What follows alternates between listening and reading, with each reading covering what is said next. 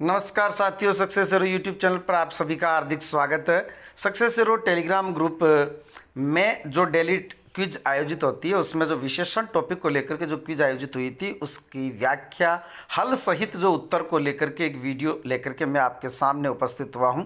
तो आइए देखते हैं किस तरह से टेस्ट सीरीज आयोजित होती है, किस तरह से टेस्ट दिया जाना चाहिए, प्रश्नों को किस तरह से पढ़कर। जो नए साथी हैं वो सब्सक्राइब जरूर करें, अपने सुझाव जरूर दें, कमेंट करें। तो देखें, हम इसको शुरू कर रहे हैं। ये ट्राई अगेन करते ही सबसे पहले यहाँ ये इस तरह से जो REET SIRS second grade first grade के लिए विशेषण टॉपिक को लेकर के, ये जो विशेषण टॉपिक है उसको लेकर के यहाँ सबसे पहले आई एम रेडी पर क्लिक करते ही हमारे सामने एक प्रश्न उपस्थित होगा। चूँकि प्रत्येक प्रश्न के लिए 45 सेकंड या फिर 1 मिनट का समय होता है, मैंने यहाँ पर 3 मिनट का समय इसलिए लिया ताकि हम प्रत्येक प्रश्न प्रत्येक विकल्प पर ढंग से चर्चा कर सकें। पहला प्रश्न है, निम्न में से अनिश्चित संख्यावाचक विशेषण। संख्यावाचक विशेषण जो गणनीय संज्ञा के लिए प्रयुक्त होता है और अनिश्चित अधिक कम ज़्यादा बहुत इस तरह के जो होते हैं वो अनिश्चित होते हैं। तो यहाँ देखें, पहला जो विकल्प है उसमें किताबें रखने के लिए मेरे पास 3 अलमारियाँ हैं। ये संख्यावाचक तो है लेकिन निश्चित है। दूसरा है पूरा जंगल। अगर होते कि पूरे जंगल चपेट में आ गए, ये बहुवचन हो गया। पूरे जंगल का मतलब है 5, 7, 10, 20 जंगल, हमारे देश के पूरे जंगल, इसका मतलब ये हो गया 10, 20, तब तो वो संख्यावाचक होता। लेकिन यहाँ पर पूरा जंगल आग की चपेट में आ गया, इसका मतलब एक ही जंगल है। और जब किसी एक जंगल के लिए आता है, जैसे पूरा जंगल, पूरा देश, तो फिर वो देश या जंगल को जो है वो गिना नहीं जाता है। जब एक ही देश है, एक ही जंगल है, तो क्या गिनोगे आप? फिर उसका क्षेत्रफल होता है और ऐसे में वो परिमाणवाचक होता है। देखो तीसरा, देखो आप, 1000 व्यक्ति होते तो निश्चित संख्यावाचक होता, लेकिन हजारों व्यक्ति ये संख्यावाचक तो है लेकिन निश्चित नहीं है, अनिश्चित है।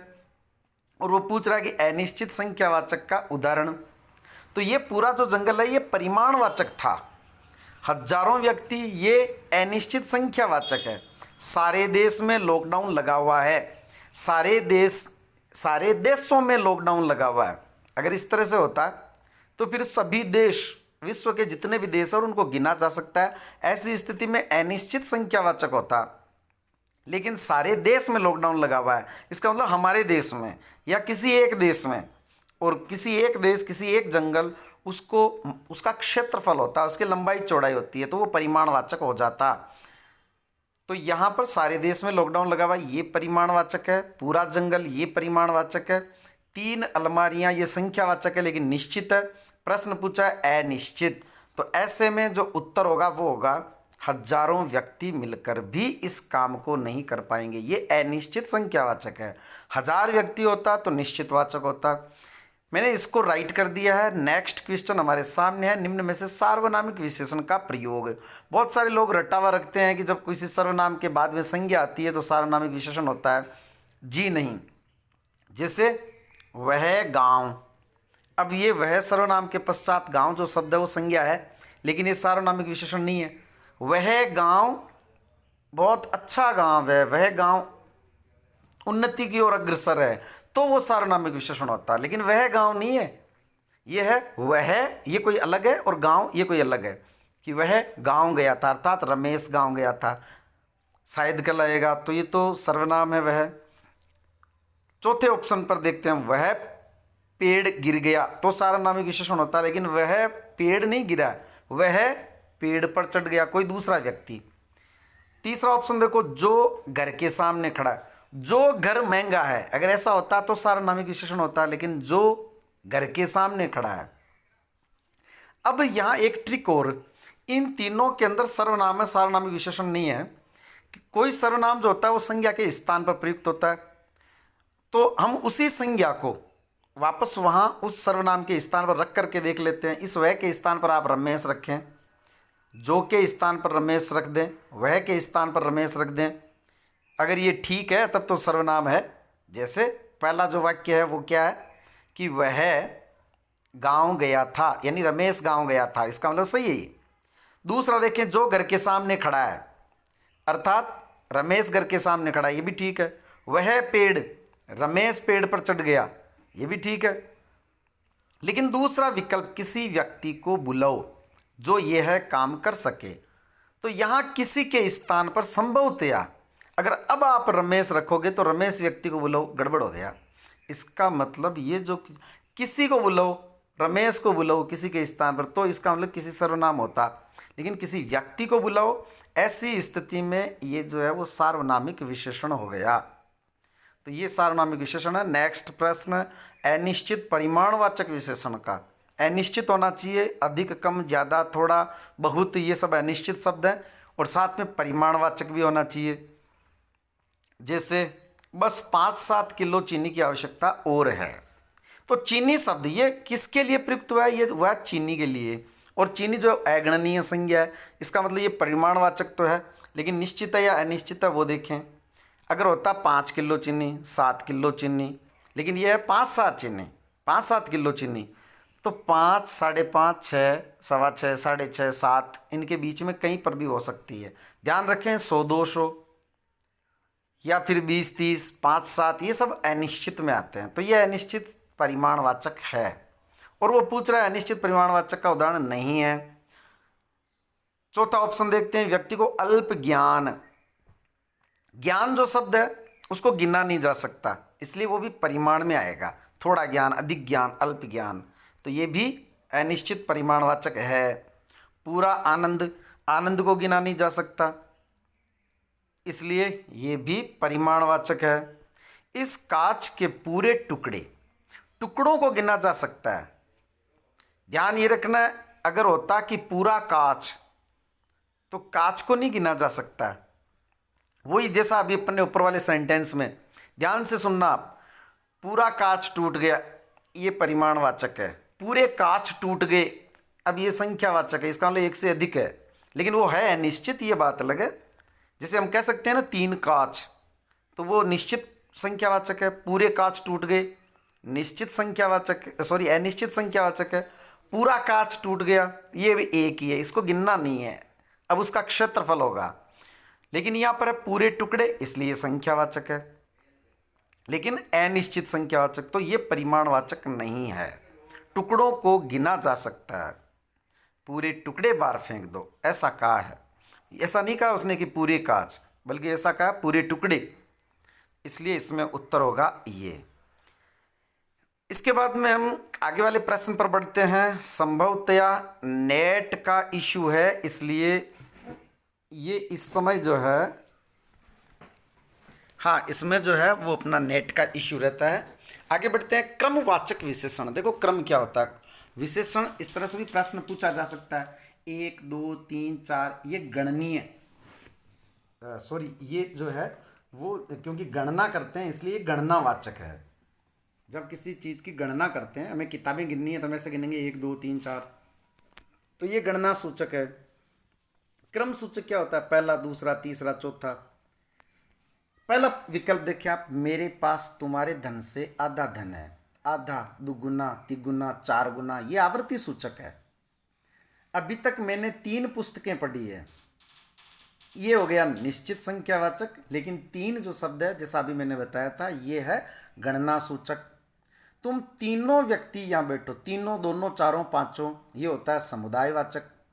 और चौथा जो ऑप्शन है, वहाँ लगी हुई दूसरी कतार में खड़े हो जाओ, दूसरी, तीसरी, चौथी, पांचवी, या अगर पुल्लिंग शब्द है तो दूसरा, तीसरा, चौथा, पांचवा, ये हो गया क्रम। कौन से क्रम पर खड़ा है वो दूसरे, तीसरे, चौथे, तो ये चौथा इसमें उत्तर हो गया। अगला प्रश्न निम्न में से असंगत है। उस टोकरी में 4 किलो आम है। बहुत भ्रांति होती है, बहुत सारे स्टूडेंट कई बार ये इस तरह का प्रश्न पूछते हैं। उस टोकरी में 4 किलो आम है, तो 4 किलो निश्चित है ये, लेकिन किलो जो है वो परिमाण है, तो निश्चित परिमाणवाचक विशेषण, इसलिए ये तो सही है। अगले ने पूछा है असंगत, इस तरह से जरूर ध्यान रखना चाहिए, असंगत पूछा है उसने। मैंने 3 दर्जन आम खरीदे। दर्जन ये समूहवाचक, निश्चित संख्यावाचक है ये, तो 3 दर्जन तो निश्चित संख्यावाचक है, क्योंकि दर्जन में हम गिन सकते हैं उसको। एक दर्जन में कुल 12 नग होते हैं। उसने 3 मुट्ठी अनाज। चौथा ऑप्शन भी देख लेते हैं, हमने 4 आम खाए। ऐसी स्थिति में 4 आम को हम गिनेंगे, 1, 2, 3, 4, इसलिए ये निश्चित संख्यावाचक है। तो पहला और चौथा बहुत इंपॉर्टेंट एग्जाम्पल है। जब भी अगला पूछता है 4 किलो आम, तो वो निश्चित परिमाणवाचक है। और यदि वो ये पूछता है 4 आम तो वो निश्चित संख्यावाचक है। तीसरा ऑप्शन, उसने 3 मुट्ठी अनाज दिया। कई लोग सोचते हैं कि जैसे मुट्ठी को तो हम गिनते हैं तो मुट्ठी थोड़ी दे रहे हैं। ये अनाज के लिए एक माप है। पुराने समय में जब बाट नहीं होते थे, ग्राम में हम किसी चीज़ को तोल नहीं पाते थे, हमारे पास स्टैंडर्ड या मानक इकाई नहीं थी, उस समय हम कि माप कर डाल दो, 3 मुट्ठी अनाज डाल दो या 3 मुट्ठी चावल खीर के लिए डाल दो। तो वहाँ ऐसी स्थिति में 3 मुट्ठी अनाज जो है वो हो गया परिमाणवाचक, जबकि यहाँ लिखा हुआ है निश्चित संख्यावाचक। तो यही उत्तर हो गया इसमें। नेक्स्ट प्रश्न, निम्न में से किस समूह में सभी शब्द विशेषण नहीं है? विशेषण की क्या पहचान होती है? किस तरह से विशेषण की हम जो है वो विशेषता देख सकते हैं? तो वो देखो, जैसे एक शब्द काला, काला शब्द विशेषण है या नहीं है, इसको चेक करने के लिए हम आगे उसके संज्ञा लगा देंगे, क्योंकि संज्ञा की विशेषता बताता है विशेषण। काला कपड़ा, विशेषण स्वतंत्र रूप से नहीं प्रयुक्त होता है। काला कपड़ा, सफ़ेद दीवार। तो उसी तरह से देखो, उत्तरी दिशा, कड़वा पदार्थ। स्निग्ध का मतलब होता है चिकना, तो चिकना गड़ा। स्निग्ध चमड़ी, नरम कपड़ा, खुशबूदार फूल, ईमानदार आदमी, आधुनिक परिवेश, तीखा पदार्थ, सुगंधित फूल, झूठा आदमी, ऐतिहासिक समय। तो ये जो इंसानियत है, इसके आगे आप नहीं लगा सकते, ये भाववाचक संज्ञा है। जो ईयत प्रत्यय लगता है वो भाववाचक संज्ञा होता है। तो ये जो है वो उत्तर हो जाएगा, क्योंकि अगले ने पूछा विशेषण नहीं है। 3 मुट्ठी चावल डालकर खीर बना लो। यहाँ 3 मुट्ठी चावल कौन सा विशेषण है? तो 3 मुट्ठी जो है वो कौन सा विशेषण होगा? विशेष्य इसका है। ऐसी स्थिति में विशेष्य देखना चाहिए चावल, और चावल जो है वो अगणनीय संज्ञा है। चावल को गिन नहीं सकते हम, 1 चावल, 2 चावल, 3 चावल, इस तरह से नहीं। तो यहाँ पर 3 मुट्ठी ये एक माप हो गया, परिमाण हो गया, इसलिए होगा तो परिमाणवाचक। लेकिन 3 मुट्ठी निश्चित है, इसलिए निश्चित परिमाणवाचक। चौथा विकल्प। अगला प्रश्न है, निम्न में से किस वाक्य में विधेय विशेषण का प्रयोग हुआ है? उद्देश्य का संबंध, माफ चाहूंगा, ये ऊपर वाले पर क्लिक हो गया दोबारा से। ये देखें, जो प्रश्न है कि निम्न में से किस वाक्य में विधेय विशेषण का प्रयोग हुआ है? उद्देश्य का संबंध कर्ता से होता है, विधेय का संबंध क्रिया से होता है। जैसे वह गया, तो यहाँ पर वह गया में जो वह शब्द है वो हो गया उद्देश्य, और गया ये हो गया विधेय। अगर विशेषण का प्रयोग इस लाइन के इस तरफ है तब तो वो उद्देश्य विशेषण है, और इस तरफ है तो विधेय विशेषण है। बस इतनी सी बात देखनी है। क्रिया देखो, पहले वाक्य में अपूर्ण क्रिया है। कौन है? जो रमेश के बड़े भाई है वो है, क्या है? अध्यापक है। तो इसमें तो कोई जो है विशेषण, बड़ा जो विशेषण है वो इस लाइन के इस तरफ है, वो उद्देश्य विशेषण है। दूसरा, भावुक व्यक्ति भावना में बह गया। कैसा व्यक्ति? भावुक व्यक्ति। तो ये जो विशेषण है। लेकिन बह गया जो क्रिया, कौन बह गया? व्यक्ति। यहाँ लाइन खींचेंगे, इस लाइन के इधर है, ये भी उद्देश्य विशेषण है। ईमानदार लोग अपनी ईमानदारी के बल पर सफल हो जाते हैं। कौन हो जाते हैं सफल? ईमानदार लोग। यहाँ लाइन कहाँ खींचेंगे? ईमानदार लोग, और ये ईमानदार इस तरफ है, ये भी उद्देश्य विशेषण है। वह आलसी है। कौन? वह। ये लाइन खींचेंगे, कर्ता के पास लाइन खींची जाती है।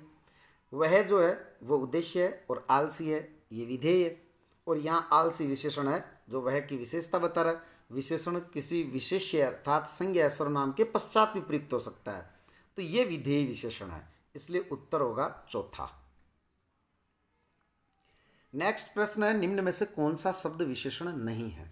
खुद्दार आदमी, जापानी लोग, पाश्विक प्रवृत्ति, पाश्विक का अर्थ होता है पशु जैसी, शब्द शुद्धि में बहुत आता है, इसमें स पूरा आएगा।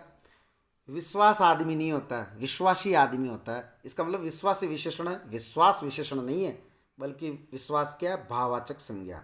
तो ये विशेषण नहीं है। नेक्स्ट प्रश्न, निम्न में से अव्यय से बना विशेषण का उदाहरण है। अव्यय होते हैं निकट, दूर, पास, समीप, ऊपर, बाहर, अंदर, नीचे, सुबह, शाम, बहुधा, प्रायः, इस तरह के जो शब्द होते हैं वो अव्यय होते हैं। मीठा, ये किसी से ही नहीं बना है, मूल शब्द है, विशेषण तो है लेकिन किसी से नहीं बना है। पाक्षिक, ये पक्ष शब्द से बना है। और पाक्षिक विशेषण तो है, लेकिन पक्ष जो है वो अव्यय नहीं है।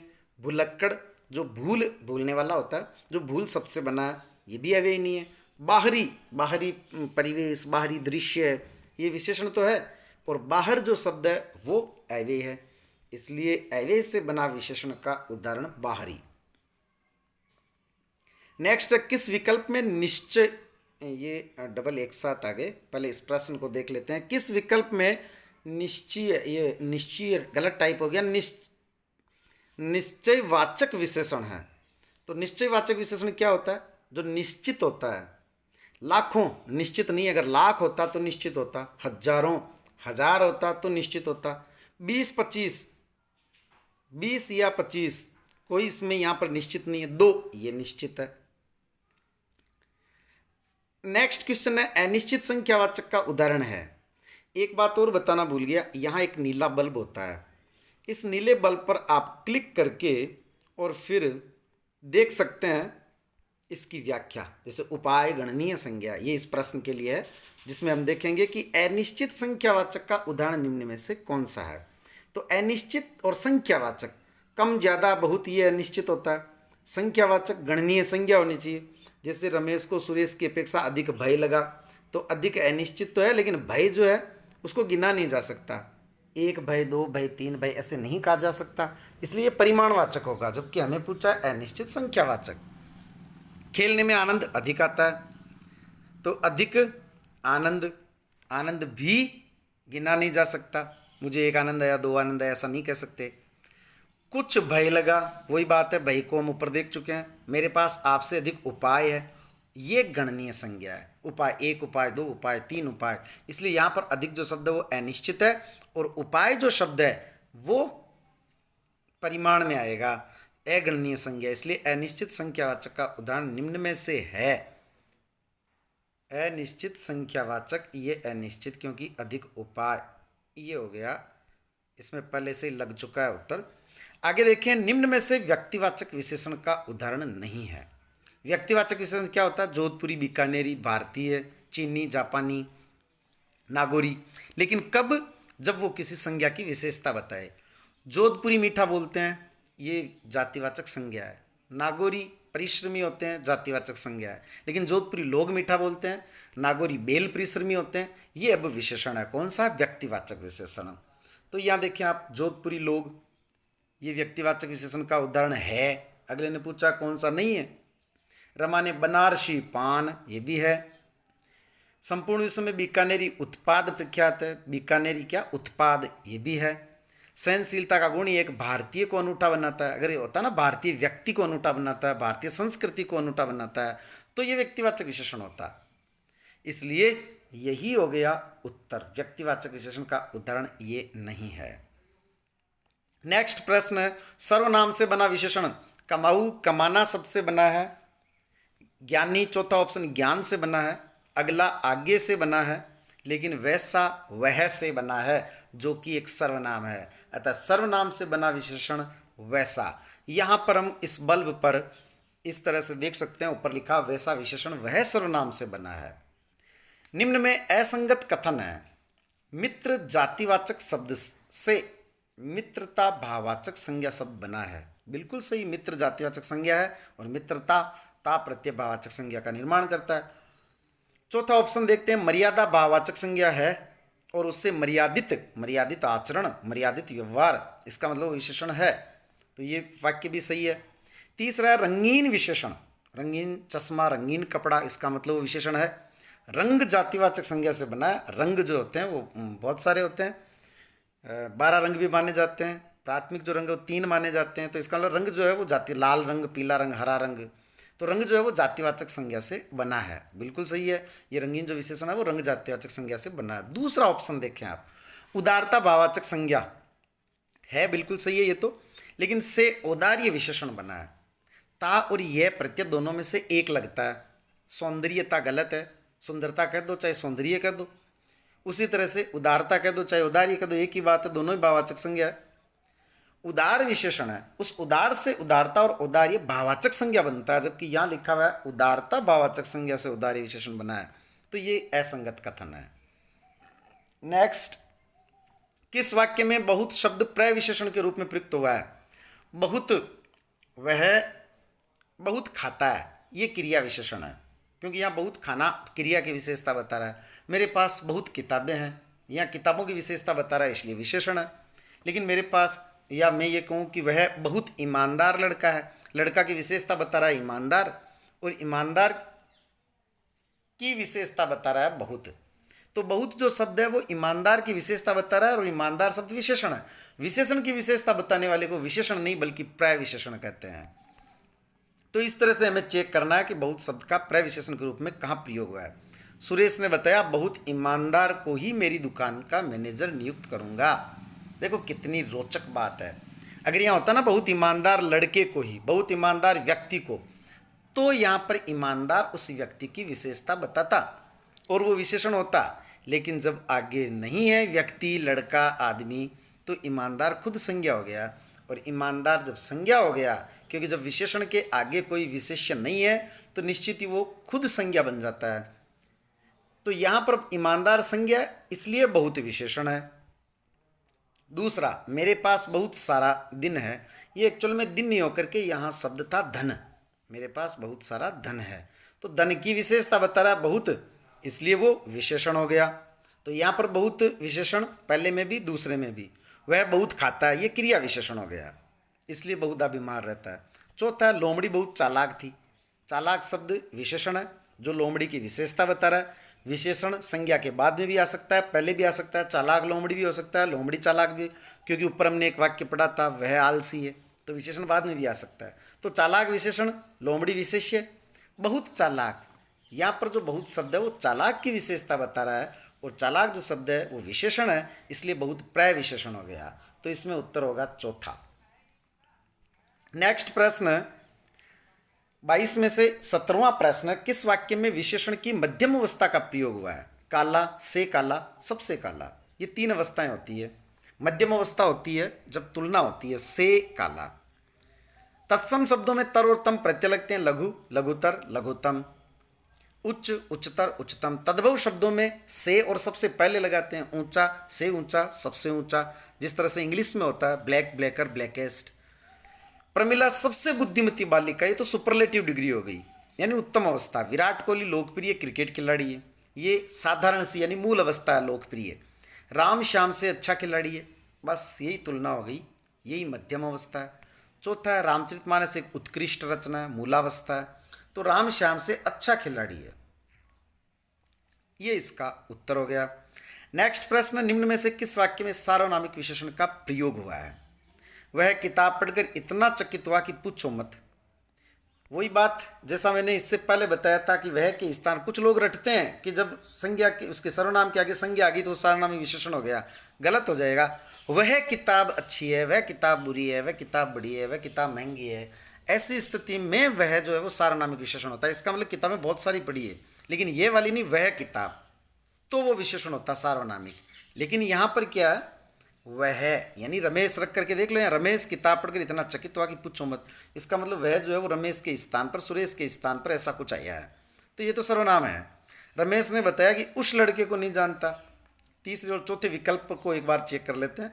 हमें अच्छों के साथ रहना चाहिए, यहाँ भी जो है सार्वनामिक विशेषण कुछ नहीं है, हमें अच्छों के साथ। उसने दूध पी लिया, यहाँ भी नहीं है। उस को नहीं जानता, अगर ऐसा होता तो सर्वनाम होता। उस लड़के को नहीं जानता, ये सार्वनामिक विशेषण हो गया, तो इसमें उत्तर हो गया ये दूसरा विकल्प। 19वां प्रश्न, निम्न में से किस वाक्य में बहुत शब्द का प्रयोग संज्ञा के रूप में हुआ है? मैंने आपको इससे पहले एक प्रश्न आया था ईमानदार वाला, जिसमें मैंने आपको बताया था कि ईमानदार लड़का तो विशेषण है, ईमानदार को इधर बुलाओ, संज्ञा हो गया। अगर ये कहें कि मोटा लड़का आ रहा है, विशेषण मोटा, मोटे को इधर बुलाओ, संज्ञा है। अगर हम ये कहें कि बीकानेरी भुजिया, तो विशेषण है। बीकानेरी परिश्रमी होते हैं, तो फिर ये संज्ञा हो गया। तो इसी तरह से बहुत आदमी, बहुत लोग, बहुत धन, बहुत किताबें, तो विशेषण है। अगर उसके साथ वो जिसकी विशेषता बताता वो है ही नहीं, तो फिर वो विशेषण भी नहीं है। तो चौथा ऑप्शन देखें पहले, वह आज भी बहुत ईमानदार है, ये तो प्राय विशेषण है। हमारे प्रदेश में बहुत वस्तुओं, ये जो है अनिश्चित संख्यावाचक विशेषण है, वस्तुओं की विशेषता बता रहा है। बहुत पढ़कर भी कई बार सफलता नहीं मिलती, तो ये बहुत पढ़कर, ये पढ़ने की विशेषता बता रहा है, इसलिए क्रिया विशेषण है। बहुत तो मानने के लिए भी तैयार नहीं। बहुत कौन?